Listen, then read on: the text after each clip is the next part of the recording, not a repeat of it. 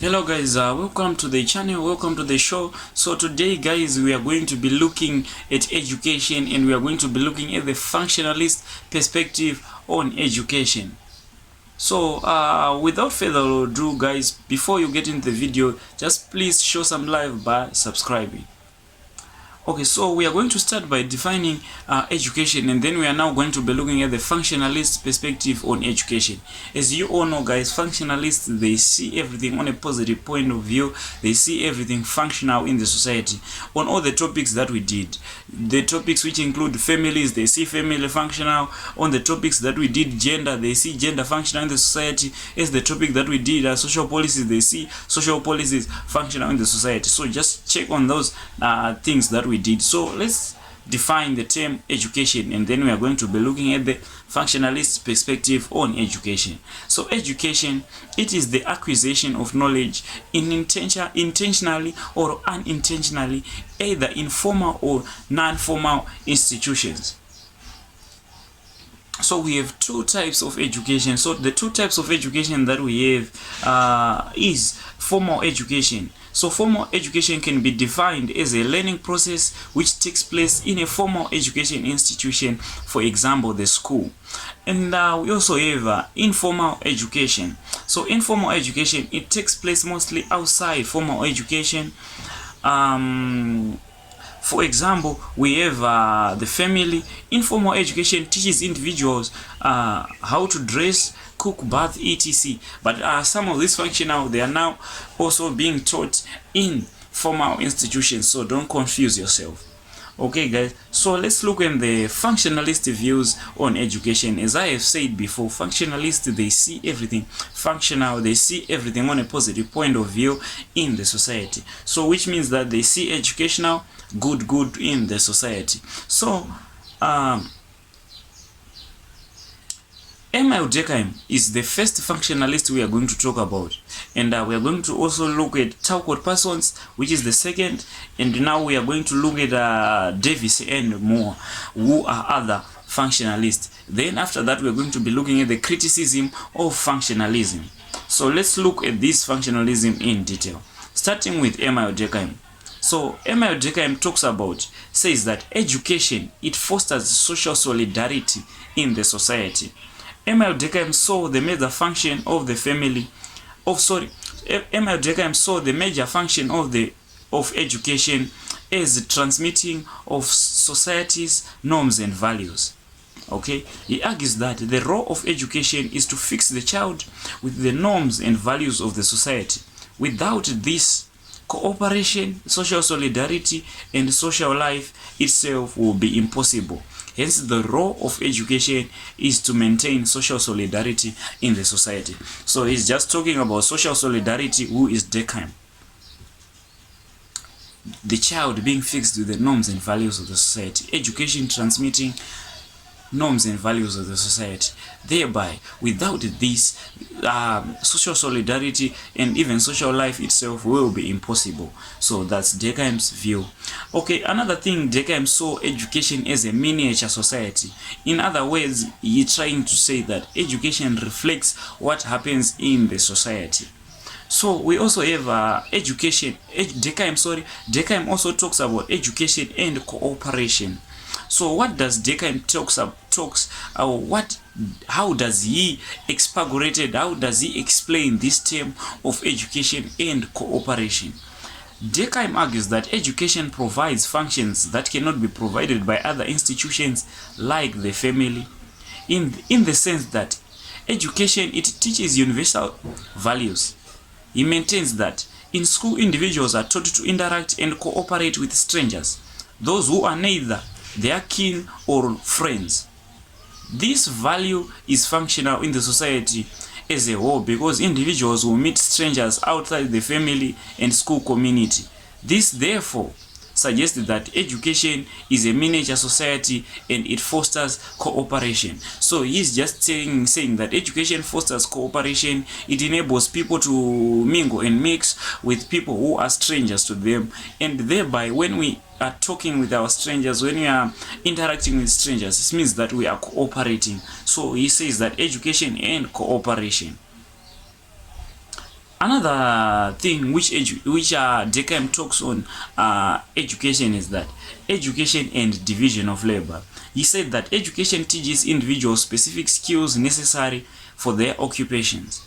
Okay, this is functional in industrial society with increasingly complex and specializing division of labor, meaning that there is now specialization in the society, there is now specialization in the country. So thereby education is there to divide or to allocate people into different segments, into different labor positions. So some are doctors, some are nurses, some are whatever. That's the role of education, to allocate people in different working areas. So that's what Durkheim is just trying to say, education and division of labor, since that we are now living in industrial societies. So we are done with Durkheim now. We also have another functionalist who is known as Talcott Parsons. So Talcott Parsons now argues that education fosters what are known as universalistic values. So universalistic values, these are values which are taught to individuals outside the family. In the family, individuals, they are taught to not to interact with strangers. You are taught, if you see you interacting with a stranger, I am going to give you a beat up. But then when it comes to school, when it comes to education, individuals now, they are taught universalistic values, they are now taught things which they were restricted by the family. In other words, okay. So Parsons argues that education is the bridge between the family and the society. He maintains that family provides primary socializations, which are particularistic values, and the school takes over as the focal socializing agent, providing particularistic or universalistic values. The family provides particularistic values, and the school education provides universalistic values. In school, learners are judged by the standards in terms of particularistic values that apply equality to everyone, meaning that in school, individuals now, they have to abandon, or now they apply those things which they were taught in the family, but they have to abandon some of the things which they were taught. Okay, let's say you were taught not to interact with strangers, but you have to find a new friend at school. So now thereby, when you are interacting with others, you are breaking away from those particularistic values, and now what you are doing now is that the school is now teaching you universalistic value, which is to interact with strangers. So Talcott Parsons also talks about value consensus. He says that school teaches individuals into the basic value of society. So Persons like many other functionalists mention that the value consensus is essential for society to operate efficiently. So when we talk about value consensus, meaning that we are all agreeing upon the same thing, we are all agreeing upon one thing in the society. So that is value consensus to Talcott Parsons. Talcott Parsons also says that schools instills the value of achievement in individuals. School encourage the student to thrive for higher levels of academic attainment. The value has important functions to the society as a whole, since modern industrial society requires a highly motivated person.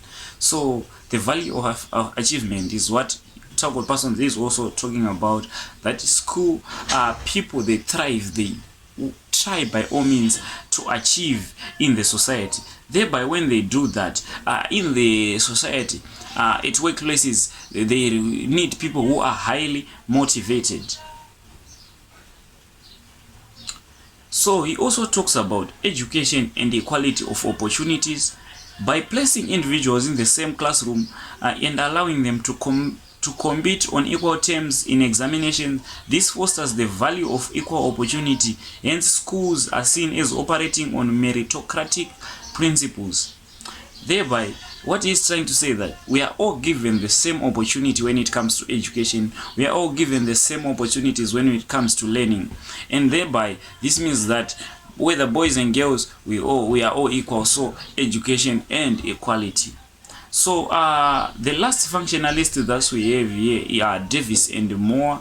So they talks about role allocation and meritocracy. The role of education is to allocate the most talented and able members of society into most functional and important positions in the society. Okay, so that means that if you have better grades, if you have thrived for better grades, you have obtained your better grades, according to Davis and Moore, or on their saying that there is role allocation and meritocratic principles in the society. So you need to take note that the functionalists they are criticized for various things. So the first thing that they are criticized for is that the functionalists Durkheim, the functionalist that we first talked about, is criticized because Durkheim assumed that education transmits the culture of a society which benefits society as a whole. Then he is criticized by Marxists, who says that education does not benefit the society as a whole, but it benefits the capitalist. So that's these are the Marxists criticizing functionalists, criticizing Durkheim.